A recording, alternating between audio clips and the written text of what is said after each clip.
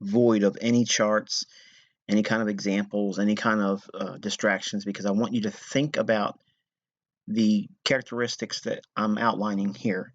It's not a long lesson, but it's very, very important. I want to make it separate apart from everything else because many of you look at the charts and you try to question why I'm drawing a line here, or I'm highlighting this, or why is this time delineated there, and why is it not this. I want you to think about the things I'm outlining in this lesson from a conceptual or characteristic viewpoint, because they're not ambiguous. They're very specific things that I look for, and these are the types of things I want you to think about when you're going into trading the London session for day trades. So when is the London session not ideal? Well, typically after a large range day, which is greater than 2 times the average 5-day range. In other words, if you look at the average daily range of a particular pair, if you ever have a day prior to the day you're wanting to day trade or trade the London session, if the previous day or previous trading day had a huge or large range day that went greater than 2 times its 5-day average daily range on the day that it had the large range day, okay, that is a day that you do not want to trade immediately the day after. Typically, there'll be a consolidation or it could go choppy.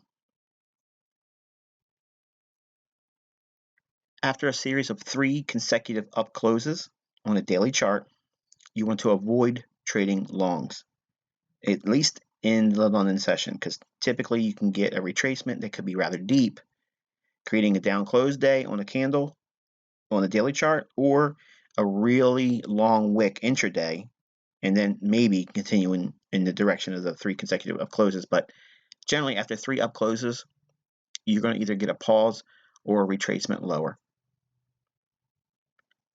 After a series of 3 consecutive down closes on a daily chart, you want to be avoiding London shorts. And again, just the same thing we just mentioned with 3 consecutive up closes as daily chart would indicate. Many times when you see 3 consecutive down closes on a daily, trading short in London the next day or the 4th trading day in a row, many times you can get caught up in a deep retracement or it can go sideways, and it makes it not ideal for London session. Now, with both of these conditions outlined here, 3 consecutive up closes and 3 consecutive down closes, again, that's relative to a daily time frame. So if we see that criteria, what that will do is help filter out when we have that situation. Generally, you won't see a big range day. Now, it doesn't mean it can't happen, but it's highly unlikely to occur on the 4th trading day. After a FOMC event that produces extreme whipsaw. Now, this could be linked to the very first one I said as well, after a large range day greater than 2 times its average daily range on the 5-day basis. That can be the factor that puts you on the sidelines not trading London. Or if there's an FOMC event that produces extreme whipsaw, that means that if there's an interest rate announcement that comes out, if they don't change interest rates, or if they do change interest rates, or it wasn't as high as they thought it was going to go, or low as it thought, whatever that release is, I don't care. I don't care so much about that. What I want to see is what was the action in the marketplace. So if the FOMC event creates and produces an extreme whipsaw up and down, generally FOMC comes out at 2 o'clock in the afternoon New York time. So if we see that big whipsaw price action, that's going to mess up London. Okay, it's going to screw up the central bank dealers range and possibly roll right on into the Asian session. So just avoid trading London open after FOMC events that create whipsaw. Ahead of non-farm payroll numbers, typically the first Friday, not always, but generally the first Friday of every trading month, we expect to see non-farm payroll. If we are looking for non-farm payroll to occur, we are not trading London session at all on that Friday. Now, the same trading day that's heading into a long weekend or a holiday, that day we avoid trading London as well, because it could be an early leave. A lot of traders are going to go on an early escape from the marketplace, and a lot of money is going to be sitting on the sidelines. Now, this is going to be a hit and miss type thing. Invariably, you're going to be able to go back and find instances where ICT, look at this, it went 300 pips, okay, going into the holiday, and it was a short day. Is it going to happen? Possibly. Yeah, sure it is. I mean, anything can happen, but we trade in a world of probabilities and statistical edge. So if we know that historically the normal event is if there's a day leading into a holiday, usually it's a Friday, it could be a Thursday. Generally, you want to avoid trading the London session because it's going to probably be a quiet session. It's not worth taking on the risk. Multiple high to medium impact news drivers for that particular market. So if we look on the economic calendar, you can use Forex Factor, you can use any other reputable economic calendar that tracks what news releases or market drivers that are going to be released throughout the week in each particular trading session for every major pair. If we're looking at that for the London session and we see multiple high impact or medium impact events for a particular currency, that can spell a pretty tricky London session. Not all the time. Again, there's always a caveat there where it can happen. But generally, if we see multiple drivers, like for instance, maybe there's a 2 o'clock event that's coming out, and then at 3 o'clock there's another one, or maybe there's a 3 o'clock event coming out, and then there's a 5 o'clock in the morning event as well. One may be medium impact, or one may be high impact, or they both may be one or the other in terms of medium or high impact news. If we see multiple events due out on the economic calendar for that particular pair, it could be problematic for your London session trade. Okay, so what we ideally look for, like we learned in the first portion of this mentorship, is we want to see generally one high impact or medium impact news event, and that way we know there's going to be probably one stage of manipulation for that particular day, and then the profit release portion of the day or the expansion of the daily range will unfold going into New York. An absence of any news during London can be a wild card day. That means it could go either way. It could be a real easy technical day where your profiles unfold exactly as you expect, or as we just recently seen in the time of this mentorship, the UK Prime Minister came out with a snap election decision right on the heels of the holiday break, and it took the cable by storm. So we had a 400 pip move in one trading day for the British pound USD. So, and there was an absence completely of any London time-based news events.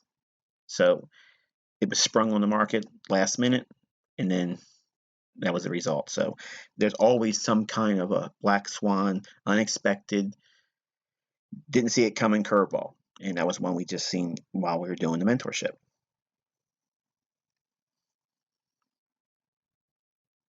Now, what characteristics do I look for? To look for an avoidance of London session, the first one is the central bank dealers range. If it's greater than 50 pips, I'm already knowing firsthand I'm possibly going to pass on the London session. It doesn't mean it's a guaranteed set in stone, but if I have plans the next day, if I have plans with my family and I want to be rested, I'll just I'll just pass on the London session, and even if it moves well, I won't even get up at midnight to see how it sets up. I'll just avoid the London session altogether, get a good night's rest if I can, and be rested and spend my time with my family. If I don't have any plans the next day going into the New York hours, then I will still wake up around midnight time to see what the Asian range did, and that'll set up my decision factors like we just learned in lesson 5. If the Asian range is greater than 40 pips, I'm going to consider the delayed protraction profile, but it has to meet every one of those criteria for it to unfold. Otherwise, I'll move to the sidelines and avoid trading London. If the market starts a sustained rally or decline from 8 p.m. New York, that's usually a poor indication of a London session. That means that the real event is started at 0 GMT, and they're probably going to keep a sustained move going through and very little retracement. Usually the retracement will occur, if at all, during the New York session. If central bank dealers range and or Asian range is not visually, and it means obviously, consolidating, I'm going to look to avoid the London session. So that means there has to be a completely different market profile from that what we saw of the intraday price action between the London Open and London close of the previous day. So after 2 p.m. of the previous day going into 8 p.m., If it isn't a quiet, small little consolidation range, that's not an ideal scenario. It means it's going to be a poor setup going into London. Same thing with Asian range. If the Asian range gets really wild or widens up, that again lessens the statistical edge that IPTA will give us by moving into a protractionary state right after midnight. So bottom line, central bank dealers range and or Asian range must trade down into a small, tight consolidation range. If we don't see that, if it's trending in both or either or, it makes the London session highly suspect. And you'll know clearly by looking at the time window that creates the central bank dealers range and the Asian range if it's not in consolidation or if it is in consolidation. Very clear, obvious. You'll see what I mean by going through your charts and going back over a 15-minute time frame. You'll see it clearly. When it creates a consolidation, it looks very, very distinct. Small little narrow range in contrast to all the previous days intraday action. If it's wide or erratic or trending in either one of those ranges, central bank dealers range or Asian, it makes London highly suspect, and I don't want to trade in those conditions. Now, we as traders, as a day trader, we're going to be aiming for days when the banks will hold the market to build open float. And again, that builds on the idea of the previous point. When we anticipate the banks holding the market in a small, tight consolidation, what they're doing is they're allowing orders to build above and below the intraday high that's being formed between the Asian range open and the Asian range close at midnight. So we're looking for that building up of orders. We don't need to know what the orders are or how much they are because we're never going to know what that is.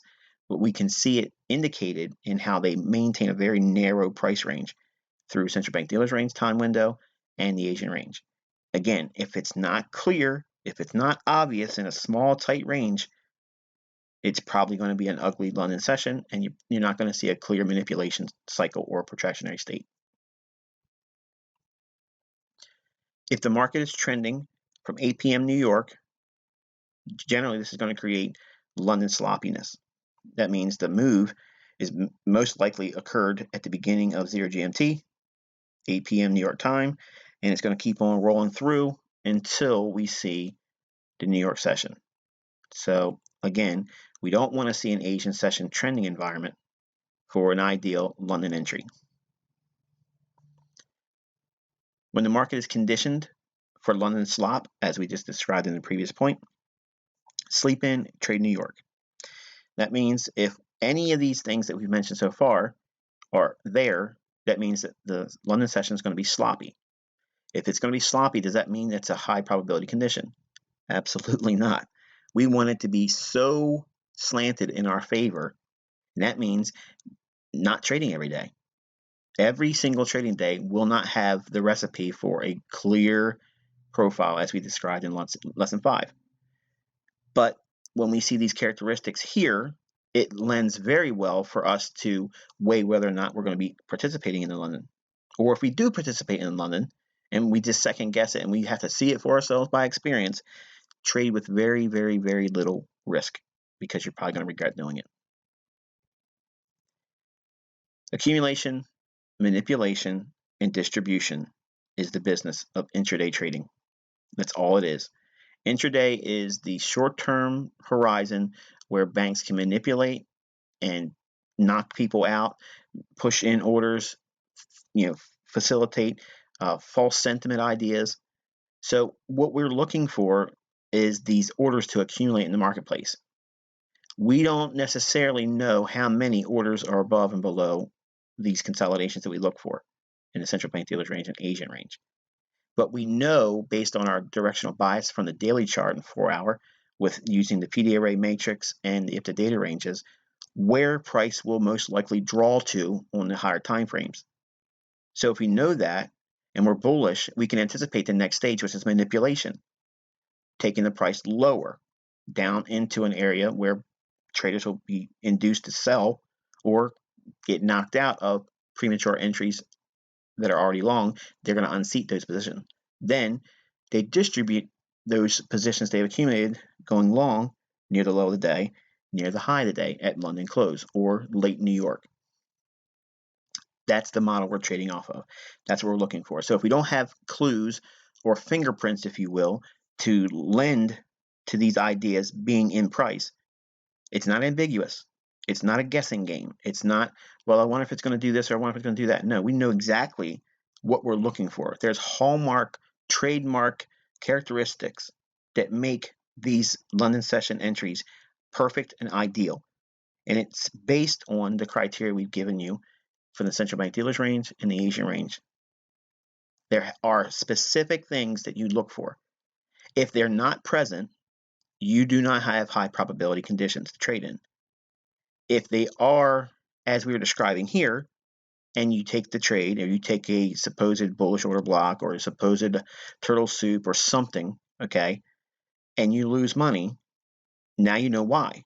Because you don't have IPTA in your favor where they're clearly going to draw a price one direction or the other based on the criteria we've given you in lesson 5. If the conditions we're showing you here in lesson 6 are there, you have a great deal of odds in your favor of losing money. So pay attention to these points because it will keep you, at least in my opinion, it's kept me from doing a lot of trading where I was better off sitting on the sidelines than thereof getting in the marketplace. If you look at some of the conditions that we've outlined over the course of this mentorship, some of the days are ideal for these events right here. Then other days, there are instances where they're not so prevalent and the conditions were probably in our favor to trade, but you still can be wrong. So again, this helps you avoid the ugly periods, but you're still going to get these once in a while moves where it would have been better had you taken a trade. And all this is doing is help you know when the odds are less in your favor. And believe me, if you avoid this lesson, if you discount it, if you think, well, I'm just going to look for the signals, you're going to look for the signals in this kind of mess. And you're not going to see the results you're hoping for. And you're going to attribute to the stuff doesn't work, ICT doesn't have an edge, there's no benefit to knowing these types of things, and it's all fluff. Wrong. You've seen enough instances where precision is there. The precision won't come into the marketplace or be evident in price action when these elements are present. So I know what you're probably saying, well, what's going on in the marketplace when these events are happening? What are the central banks doing? Ready for this? I don't know. I don't know. And if I don't know or have a belief in what they're doing, then that's certainly not a time where I want to put money at risk. And neither should it be for you. We know what they're doing, or most likely doing, when we have these narrow consolidation ranges between central bank dealers range and Asian range, when we have a daily bias, when we know where the draw is on the daily chart. Where is the price going to be drawn to? What is it going to be moving up to a premium, or is it going to be moving down to a discount? We knew that for our directional bias.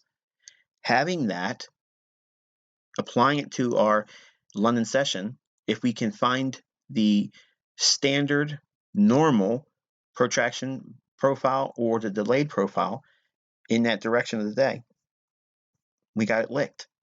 But you still can have losses. If we see these conditions here, regardless of what we have as a daily bias, whatever we think IPTA is doing, it doesn't matter. All those things fall second to this criteria here because we're specifically dealing with intraday action. We have to have rule-based ideas. We have to have filters. These are our filters. You do not trade every single trading day. These conditions will prevent you from taking positions in London, and you have to accept it. You got to submit to it. You have to be subordinate to some level of rules. If you don't have them, you're going to overtrade. You're going to trade every single day, and yes, you might catch some amazing moves that may appear when these conditions are there, and you'll be able to show me in an email, I didn't do that, and I made 120 pips here, Michael, look at this. And I'm going to say, you didn't follow the rules.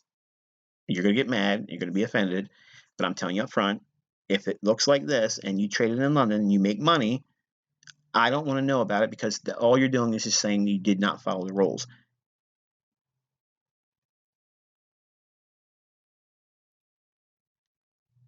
Okay, when is London open kill zone ideal? We've talked about what makes the avoidance of the London session most apt to be the best choice. But what do we do to help formulate an ideal scenario going to London? Well, the daily chart's going to be clearly respecting PD arrays. So are we in an environment where the market's clearly respecting obvious, clear, non-ambiguous PD arrays, where the market just clearly is going to an order block, or it's closing in a gap, and it's responding as you would realistically expect it to? When we have those in here and find a high odds probability trade in my favor as a day trade, I'm just going to get in here and get lucky in London. That's gambling. We don't do that. So we have to have a discernible direction in the marketplace on the daily chart, and it has to be respecting a PD array matrix. And that way we know what our daily bias is. Is it going to be reaching higher? Is it going to be reaching lower? It's just that simple. Now, when the market is poised to trade higher on the daily to a premium array, we're going to be looking for London longs because they're going to be ideal entry points. Because we know that on the higher time frame daily, it's respecting the PD array matrix, and the most likely outcome is it's going to be reaching for a premium PD array. The range at which it is trading at right now at market price to the next premium PD array, that is going to be indicative of how much we can anticipate for the next price move higher. It may not fulfill that entirely in the day that you're trading. In other words, it won't fulfill that entire range in one day. It can take several days, and that's going to also facilitate the continuation of the next trading day. Are you going to be trading in London as well? Because you may have that range still to fulfill, and if it's still there on the daily chart to reach up into that premium, you have still range to work with, and you may end up getting another setup in the following consecutive trading day in London and do the very same thing you did in the day before, buying. When the market is poised to trade lower on the daily to a discount array, London shorts are ideal. Same scenario, just reversed in the previous point. If we have just recently traded off of a premium array, and we're going to be reaching down into a discount array, that means a bullish order block, closing a fair value gap to below market price, closing a liquidity void below market price, trade down below an old low. Market's poised to make a low resistance liquidity run to a discount. If we see that scenario on the daily, London shorts are ideal. It doesn't mean circumvent all of the previous slides that I just mentioned. Those conditions have to be eliminated. In other words, they can't be present.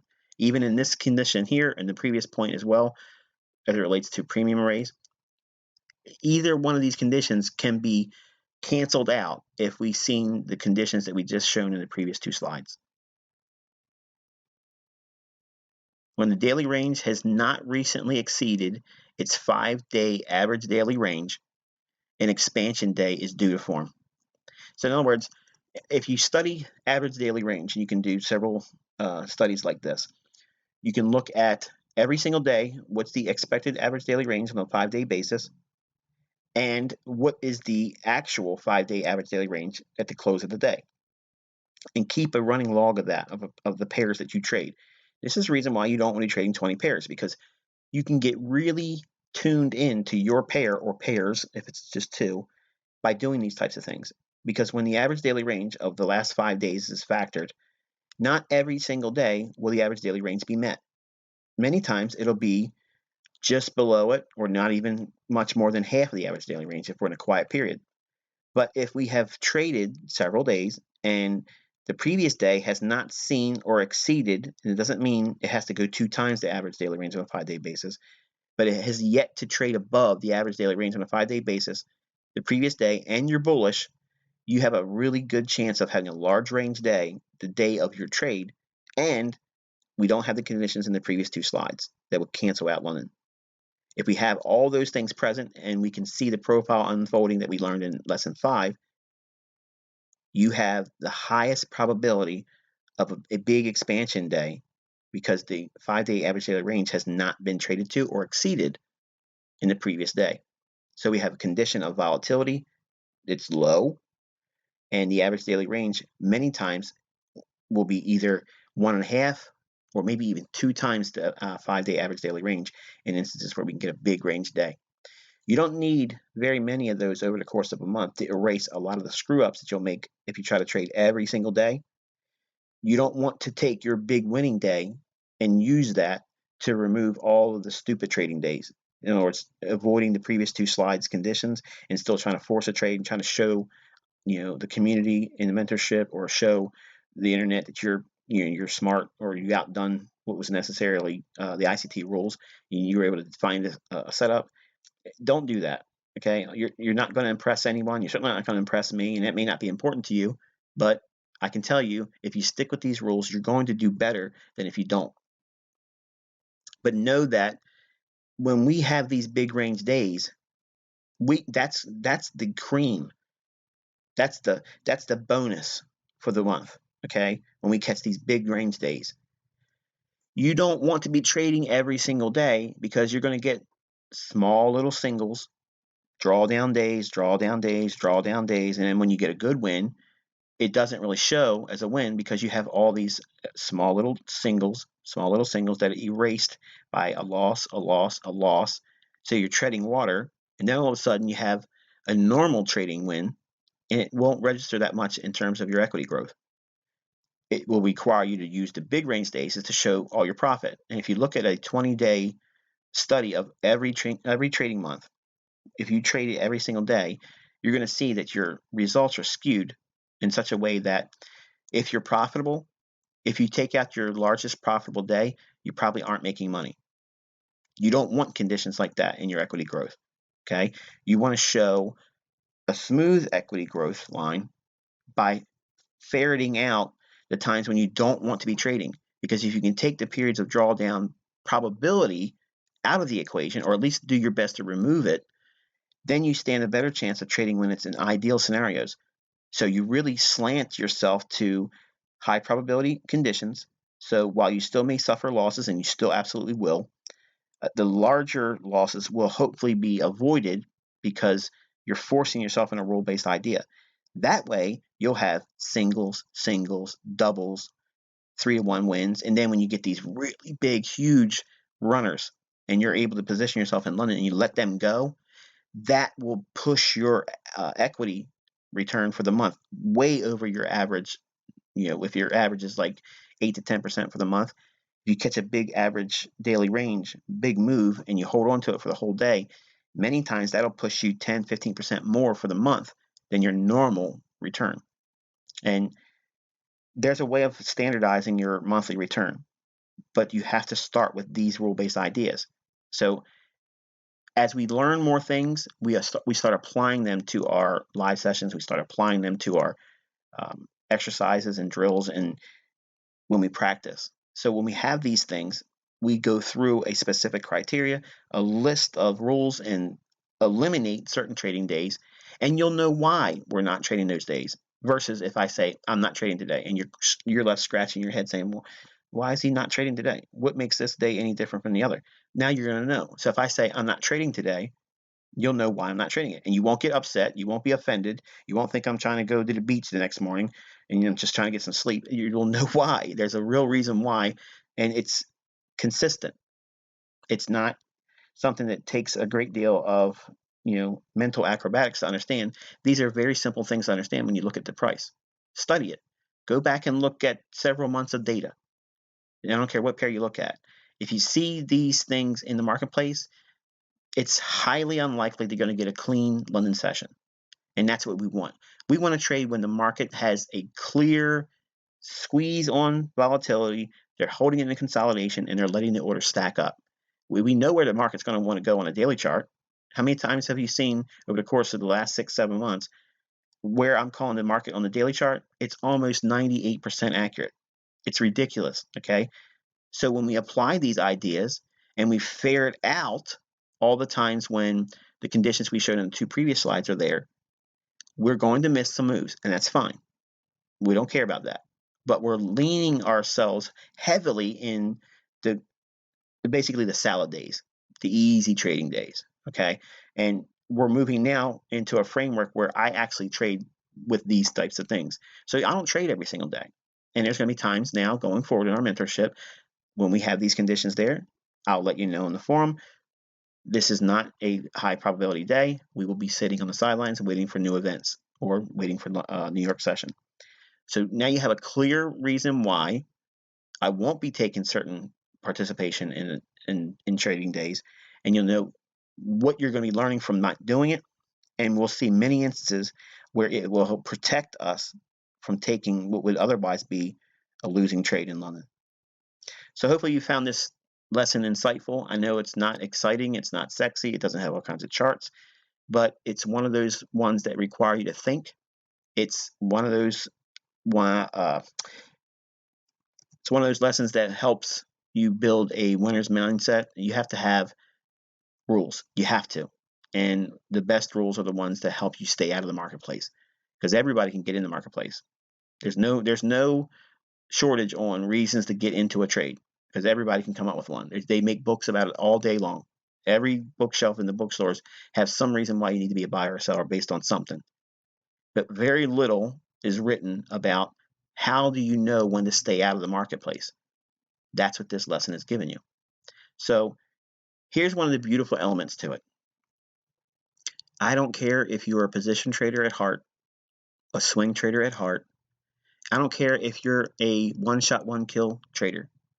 I don't care if you're just going to be a day trader or if you're going to be a scalper like we're going to learn next month.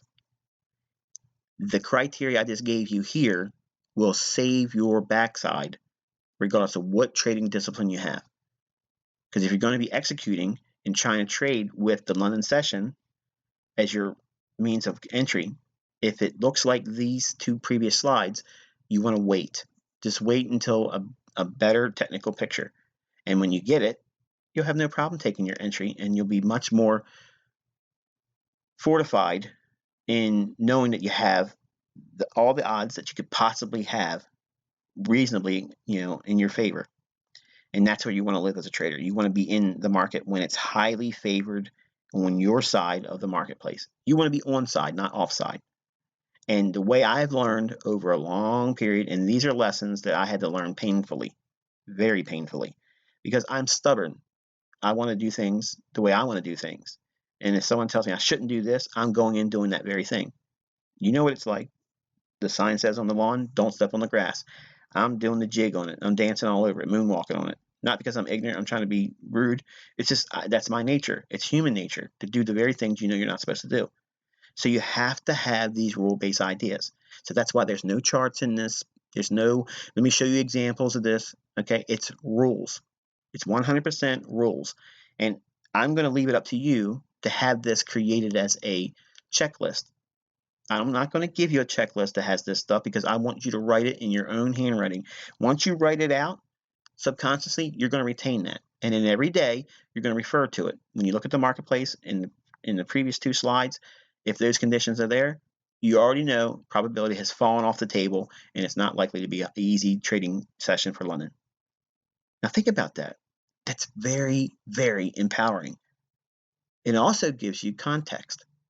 Yeah, you might still be bullish on that pair. You might be bearish on that pair.